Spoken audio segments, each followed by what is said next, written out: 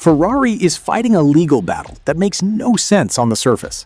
Call them a car company in the wrong context, and their lawyers will actually come for you. The most famous car brand on the planet spends serious money making sure nobody treats them like one.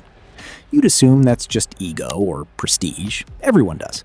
But there's a specific, almost absurd reason buried in international paperwork, and once you know it, you'll never look at a sold-out Ferrari the same way again. Here's the part almost nobody talks about. Buried in EU law is a rule for something called small volume manufacturers. If a car brand registers fewer than 10,000 vehicles a year in the EU, it doesn't have to hit the same brutal CO2 emissions targets as Ford, Toyota, or VW. Miss those targets as a mass manufacturer, and the fines are enormous, calculated across your entire fleet, every gram over target, every car sold. Ferrari qualifies for the exemption. So do McLaren, Koenigsegg, and Pagani, but only if they stay under that number. This is why a new Ferrari being sold out for years isn't really about hype, it's the business model.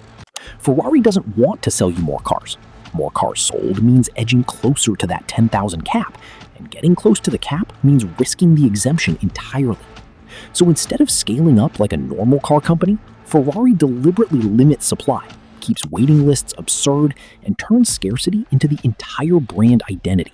It's not marketing spin, it's survival math. And this isn't some new 2025 twist.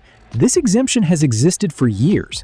Regulators just periodically raise the bar, and Ferrari has already been caught by it before.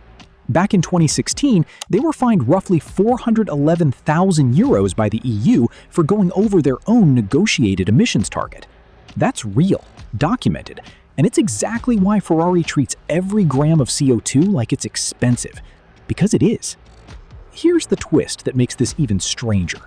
That 10,000 cap only counts cars registered in the EU. Ferrari actually builds more cars globally than that number. So the impossible to get image you see isn't just about how many exist in the world, it's partly about which ones get registered where. Now, here's where it gets personal. Ferrari has a track record of going after its own customers and famous fans for messing with their cars. Fashion designer Philippe Plein used Ferraris in a runway show without permission and lost in court, ordered to pay Ferrari over 300,000 euros. Deadmau5 put custom Ferrari badges on his car, and Ferrari's lawyer sent a cease and desist until he took them off.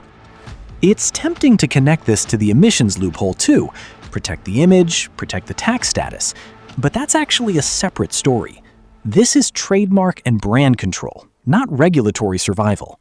Ferrari polices its logo and image as fiercely as it polices its emissions numbers, for a completely different reason. Two separate legal battles, same underlying obsession, total control over every version of Ferrari that exists in the world, whether it's a molecule of CO2 or a badge on a bumper. So next time you see a Ferrari with a 2-year waiting list, it's not just hype. It's a company threading a needle between two separate legal minefields, one about emissions, one about its own name, and building an entire empire on staying just under the line.